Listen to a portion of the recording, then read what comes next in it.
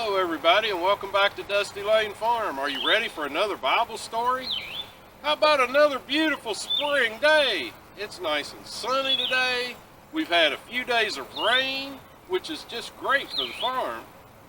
So today we're outside in the nice green grass and we've got some of our goats here.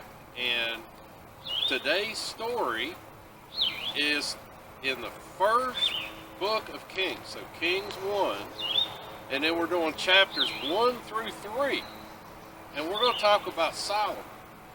Now, we've been talking about David. David was the king of Israel. He lived a very long life.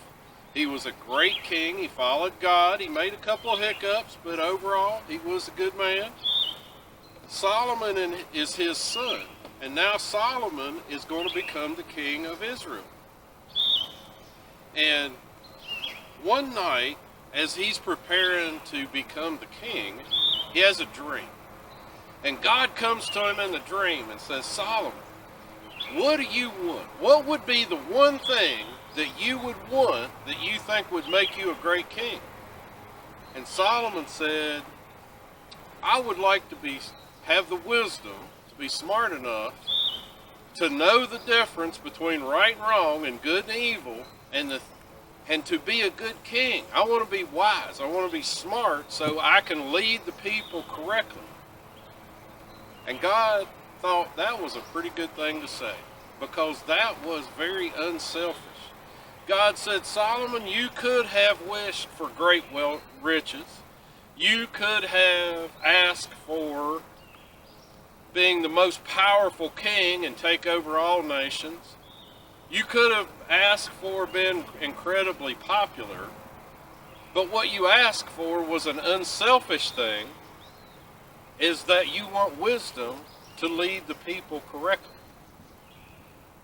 So God said, Solomon, not only am I going to give you that, I'm going to give you all those other things too. And Solomon went on to be a very great king, and there's some more stories about Solomon that we'll be following up with later. And I just think in this day and time, and this is usually when I kind of break it out for you a little bit, to be unselfish is a pretty rare thing. I see people today being very selfish. All they think about is themselves. I want to be pretty, I want to be a star, I want this, I want that, I want. And I think we're in a time where that selfishness is going to lead to a very bad path. And some people would say a path of destruction. Because if all you worry about is yourself, and you don't worry about other people, then pretty soon, God's not going to bless that. God's not going to bless you wanting to be selfish and only think about yourself. In all aspects of life, it seems like, on TV and politics and all these things, greed is a form of being selfish. If you are a selfish person, you will never prosper. Now, here on the farm, I believe it's very important that you not only take, but you give. We try not to take too much away from our farm. We try to give to the farm to nourish it. Now, there are a lot of people, especially in agricultural products, that all they do is continue to plant and put down fertilizers that do nothing but deplete the soil and take away from the soil. And they don't add nutrients back to the soil in the form of biological waste and things like that. Pretty soon that land just dries up. It just winds up being clay and there's nothing good left in the soil. We've been very adamant.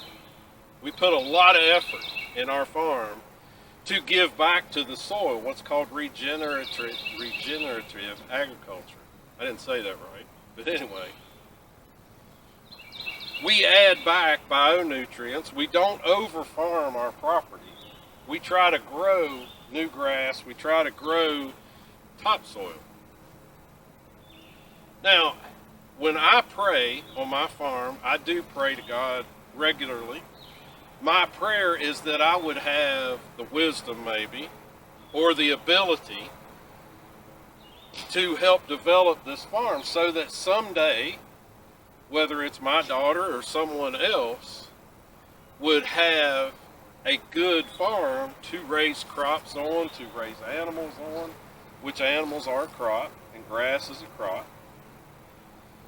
I put a lot of effort into creating topsoil here on this property by doing good maintenance or doing proper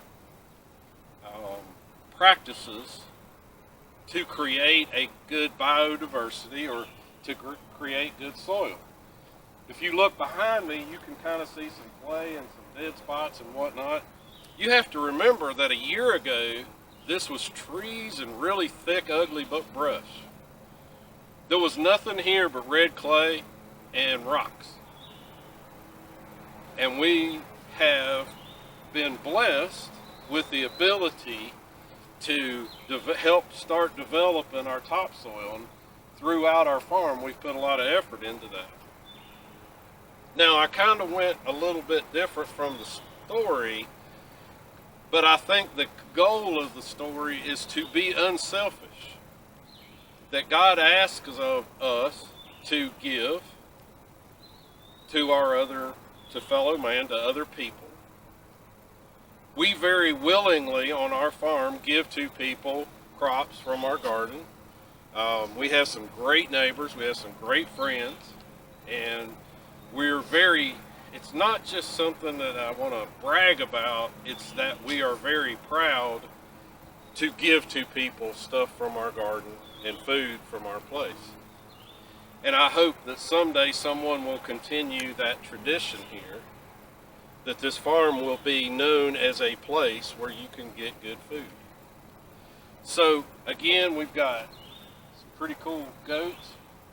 We've been very blessed with animals here, and we're also been blessed with the ability to add back to our farm.